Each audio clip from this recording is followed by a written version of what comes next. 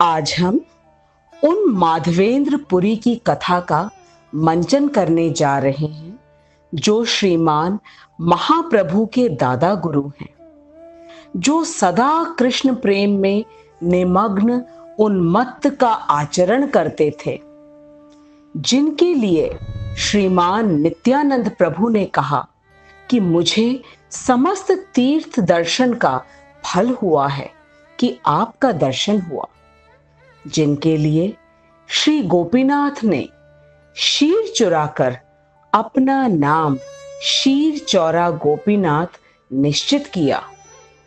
इन्हीं श्रीपाद माधवेंद्र पुरी के प्रेम से प्रसन्न होकर गोवर्धन स्थित गोपाल विग्रह ने समस्त जन समूह को दर्शन दिया।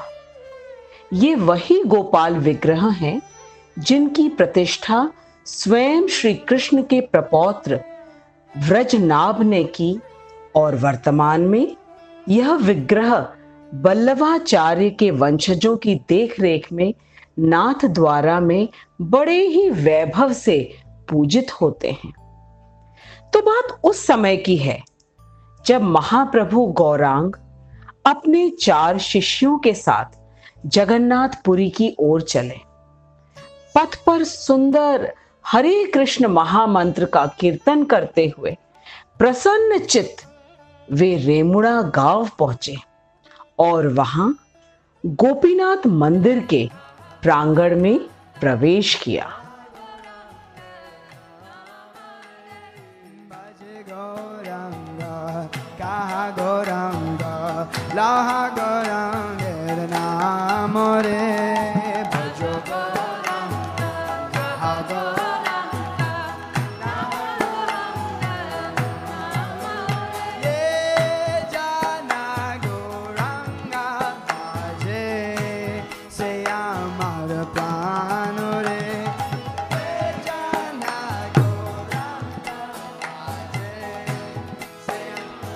गौरांगा बोलो गौरांगा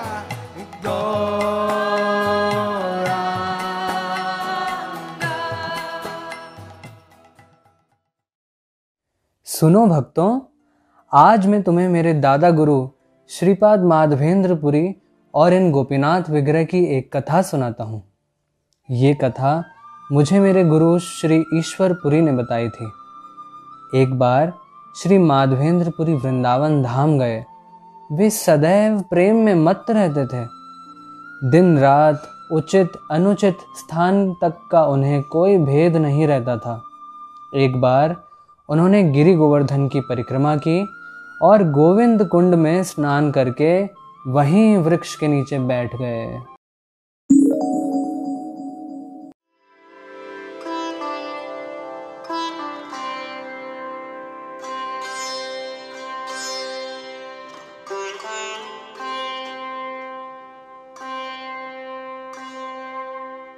बाबा यह लो, थोड़ा दूध पी लो। अगर भूखे हो तो कुछ मांग क्यों नहीं लाते?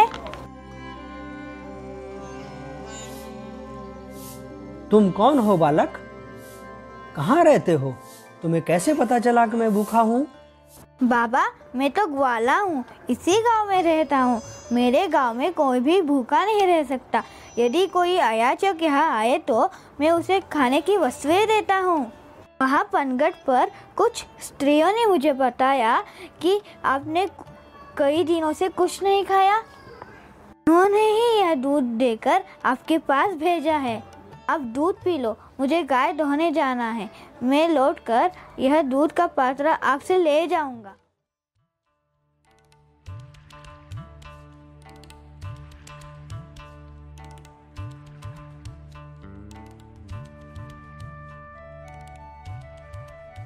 जब माधवेंद्र पुरी को नींद आ गई तो उन्होंने स्वप्न में उसी बालक को देखा। वो बालक उनके सामने आया और उनका हाथ पकड़कर कुंज तक ले गया। वो कुंज दिखाते हुए कहने लगा,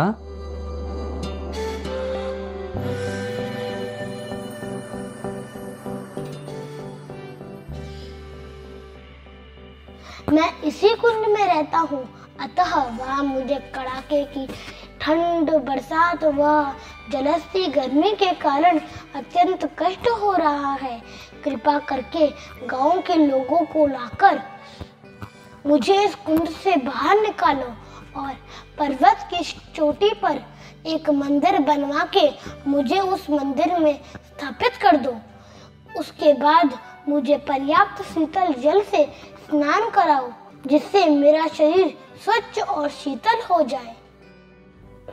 मेरा नाम गोपाल है। मैं ही गोवर्धन पर्वत को धारण करने वाला हूँ। मेरी स्थापना वज्र के द्वारा की गई थी। मैं बहुत दिनों से तुम्हारी बाट देख रहा था और सोचता रहा कब माधवेंद्रपुरी आकर मेरी सेवा करेंगे। तुम्हारे शुद्ध प्रेम के कारण ही मैंने तुम्हारी सेवा स्वीकार की। जब मुसलमानों का आक्रमण हुआ तो मेरी सेवा करने वाला पुजारी मुझे जंगल के इस कुंज में छुपाकर स्वयं भाग गया। तब से मैं इसी कुंज में रह रहा हूँ। अच्छा हुआ कि तुम आ गए। अब मुझे इस कुंज से बाहर निकालो।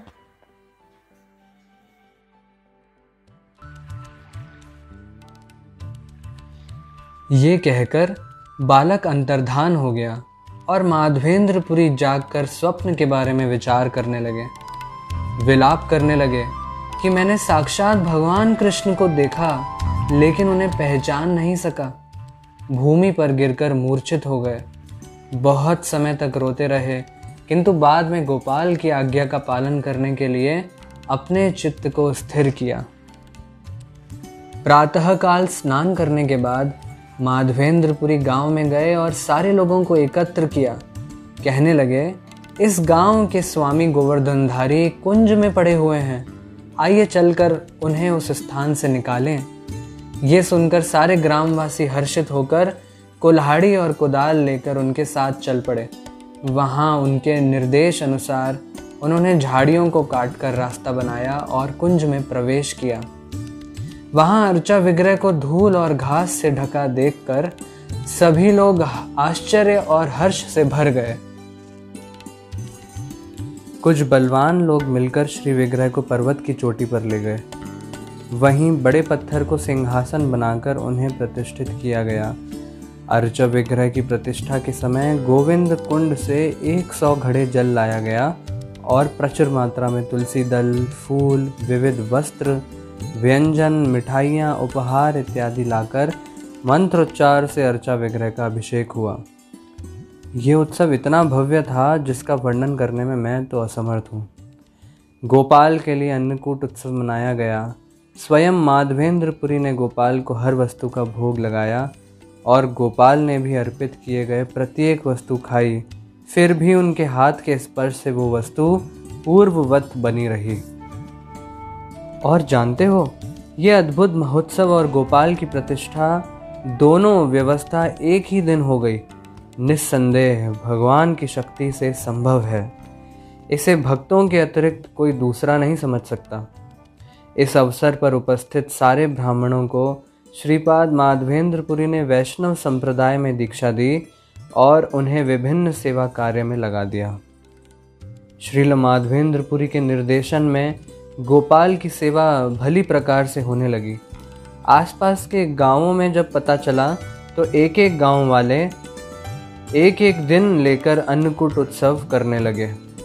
इस तरह कई महीनों तक अन्नकूट चलता रहा। धनी क्षत्रिय राजा ने मंदिर बनवा दिया और अन्य धनिकों और ब्रजवासियों ने गाय और संपत्ति भगवान को अर्पित की, जिससे सेवा में सुविधा हो गई। अंत में बंगाल से 2 सन्यासी ब्राह्मण वहां आए। माधवेंद्रपुरी को वे भले से लगे और उन्होंने उन्हें वृंदावन में रुककर गोपाल की सेवा करने का कार्यभार सौंप दिया। इस प्रकार 2 वर्षों तक मंदिर में गोपाल की पूजा अत्यंत ऐश्वर्य के साथ चलती रही। तभी एक दिन माधवेंद्रपुरी ने एक सपना देखा।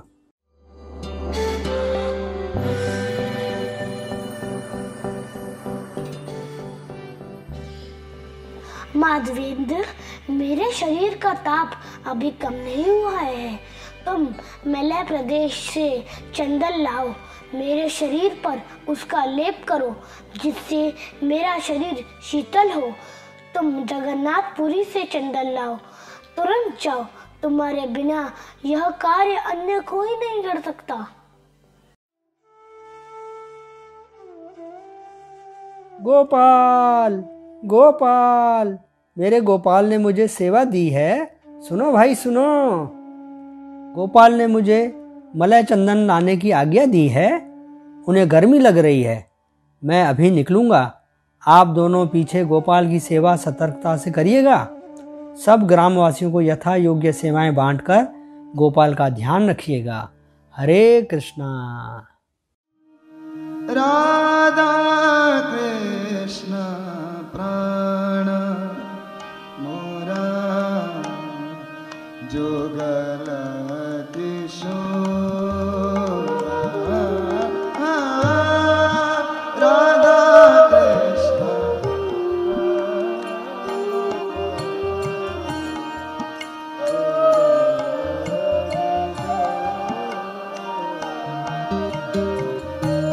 राधा कृष्ण प्राण मोरा जुगल किशोर। इस प्रकार गोपाल की नियमित सेवा पूजा की समस्त व्यवस्था करके गोपाल की आज्ञा लेकर माधवेंद्रपुरी बंगाल की ओर तुरंत चल पड़े। जब माधवेंद्रपुरी शांतिपुर में अद्वैत आचार्य के घर पहुँचे तो उनके भगवत प्रेम को देखकर आचार्य अत्यंत हर्षित हुए और उन्होंने उनसे दीक्षा की याचना की, जिसे उन्होंने सहर्ष स्वीकार किया। उन्हें दीक्षा देकर ये दक्षिण भारत के लिए चल पड़े। दक्षिण भारत जाते समय माधवेंद्रपुरी रेमुणा पहुँचे, जहाँ गोपीनाथ स्थित हैं। विग्रह की सुंदरता देखकर माधवेंद्रपुरी भाव विभोर हो गए।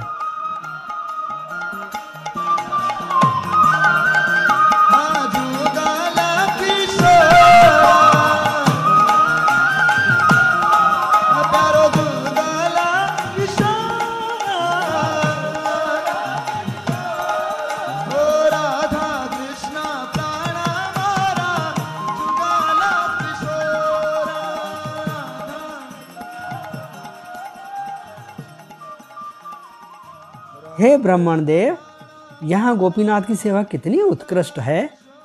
क्या आप कृपा करके हमें बताएंगे कि यहाँ श्री श्री राधा गोपीनाथ को कौन सा भोग अर्पित किया जाता है? मैं भी मेरे गोपाल को इस प्रकार का उत्तम भोजन अर्पित करना चाहता हूँ। संध्या समय अर्चा विग्रह को मिट्टी के 12 पात्रों में खीर का भोग लगाया जाता है। क्योंकि इसका स्वाद अमृत जैसा होता है, अतः यह अमृत केली कहलाता है। यह खीर समस्त जगत में गोपीनाथ क्षीर के नाम से विख्यात है। ऐसी खीर दुनिया में कहीं अर्पित नहीं की जाती।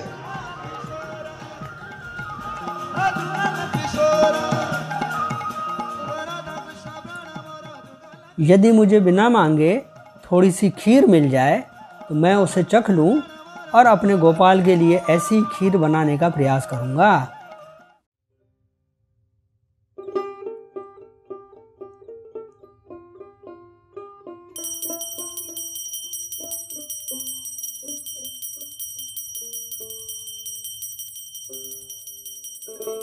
श्रीपाद माधवेंद्रपुरी अयाचक वृत्ति के सन्यासी थे, अर्थात वे कभी याचना नहीं करते थे।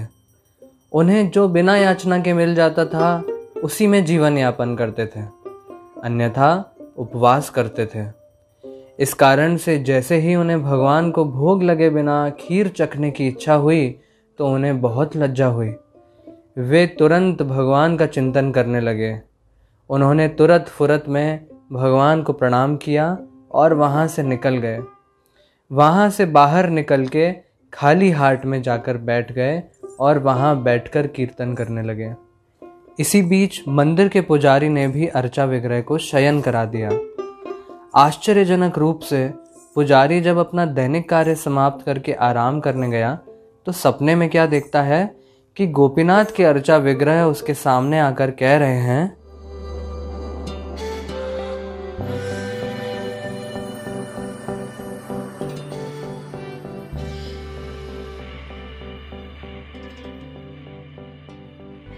पुजारी उठो और मंदिर का द्वार खोलो। मैंने खीर का एक पात्र माधवेंद्रपुरी के लिए रख दिया है। वह खीर का पात्र मेरे कपड़े के पर्दे के पीछे है। मेरी माया के कारण तुम उस पात्र को देख नहीं पाए। माधवेंद्रपुरी निर्जन बाजार में बैठे हैं। तुम खीर का पात्र मेरे पीछे से लाकर उन्हें दो।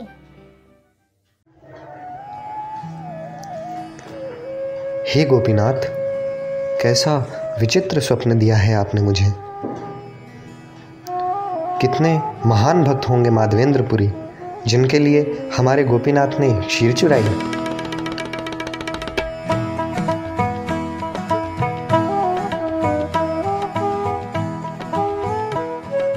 माधवेंद्रपुरी, माधवेंद्रपुरी, कृपया सुने महाशय, आपके लिए गोपीनाथ ने क्षीर चुराई है, कृपया ले जाइए। महाराज, मैं ही हूँ आपका दास माधवेंद्रपुरी।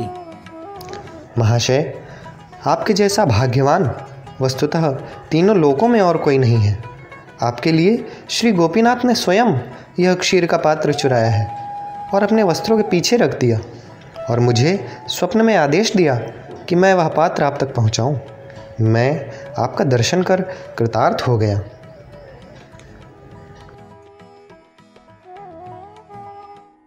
क्या गोपीनाथ ने मेरे लिए खीर चुराई? यह खीर का बर्तन भी भगवान का प्रसाद है। इसमें से रोज एक एक टुकड़ा मैं खाऊंगा, लेकिन गोपीनाथ ने मेरे लिए खीर का पात्र चुराया है। प्रातःकाल जब लोग उसके बारे में सुनेंगे तो बहुत भीड़ लग जाएगी।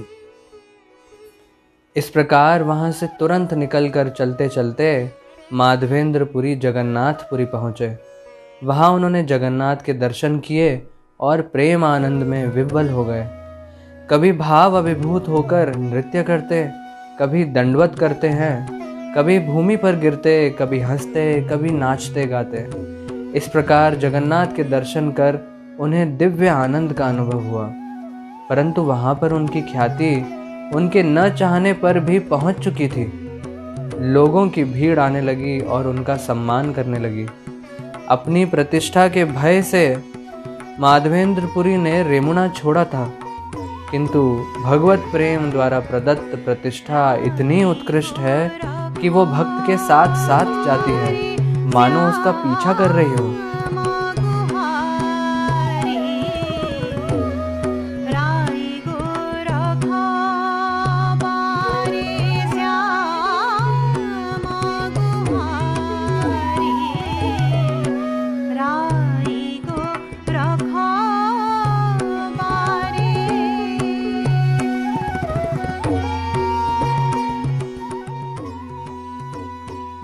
श्री माधवेंद्रपुरी ने वहाँ पर जगन्नाथ के सभी सेवकों और महान भक्तों से श्री गोपाल के प्राकट्य की कथा बताई और गोपाल के आदेश को कह सुनाया कि वो चंदन चाहते हैं। सभी भक्त राज अधिकारियों से परिचित थे। वे उनसे मिले और कपूर और चंदन मांग मांग कर एकत्र करके उन्होंने माधवेंद्रपुरी को दिया। एक ब्राह्मण और एक सेवक भी साथ में दिया। आवश्यक मार्ग का खर्च भी दिया। रास्ते में चुंगी वसूलने से बचने के लिए माधवेंद्रपुरी को सरकारी अफसरों से छूट के आवश्यक कागजात भी दिए गए। इस प्रकार बड़े ही आराम के साथ चंदन एकत्र करके वृंदावन के लिए चल पड़े और पुनः रेमुणा गांव में गोपीनाथ मंदिर पहुंचे।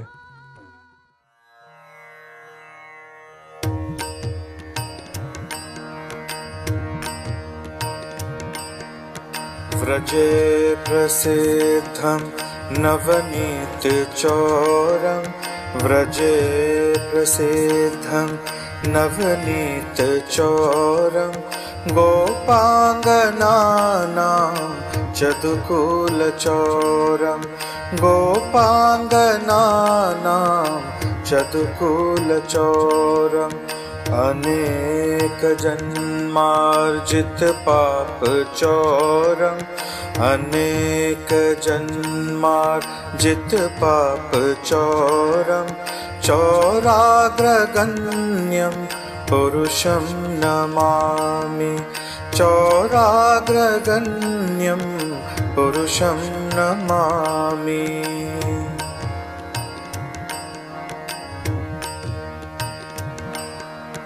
श्रीराधिकाया हृदयस्य चौरं श्रीराधिकाया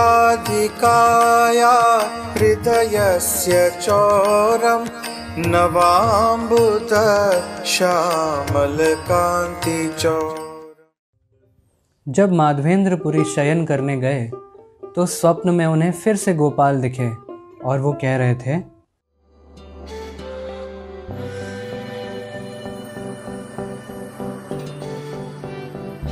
हे माधवेंद्र, मुझे पहले ही सारा चंदन और कपूर प्राप्त हो चुका है। तुम सारे चंदन और कपूर को साथ में घिसकर गोपीनाथ के विग्रह पर इसका प्रतिदिन लेप करो जब तक यह समाप्त न हो जाए। मेरे शरीर और गोपीनाथ के शरीर में कोई अंतर नहीं। उनके लेप करने से मेरे शरीर का ताप कम हो जाएगा। मेरे आदेश के अनुसार कार्य करने में तुम तनिक भी संदेह मत करो। मुझ पर विश्वास रखकर जो भी अवश्य हो वो करो। इतना आदेश देकर गोपाल अंतर्धान हो गए और श्री माधवेंद्रपुरी जाग गए। उन्होंने तुरंत गोपीनाथ के सभी सेवकों को बुलाया तो वे वहां उपस्थित हो गए।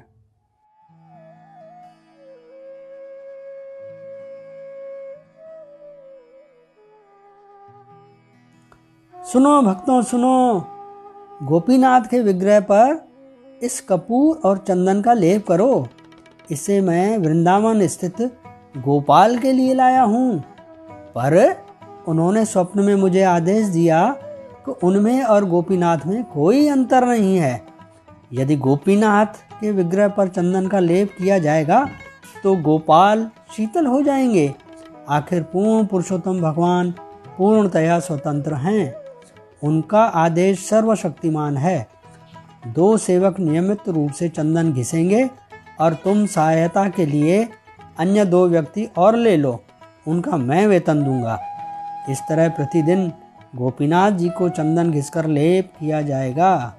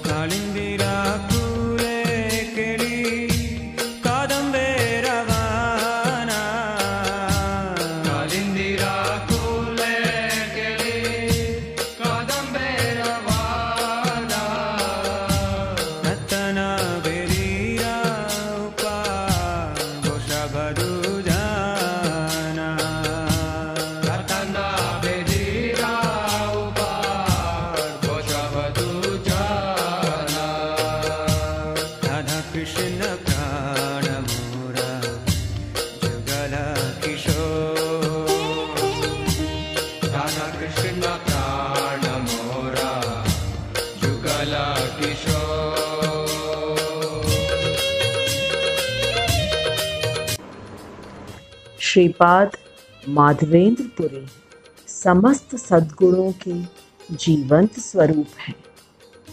उनकी अयाचक वृत्ति देखें या उनका दैन्य, भजन में दृढ़ता देखें या सेवा में समर्पण, उनकी प्रत्येक वृत्ति इतनी शुद्ध और प्रमाणित है कि उसके श्रवण मात्र से प्रत्येक जीव का कल्याण हो सकता है।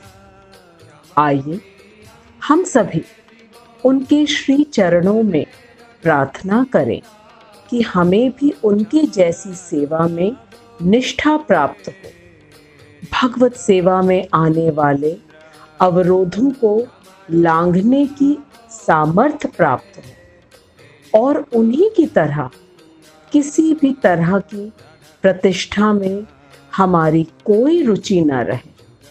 श्रीपाद माधवेंद्र पुरी की जय। कृष्ण प्राण मोरा जुगल किशोर, राधा कृष्ण प्राण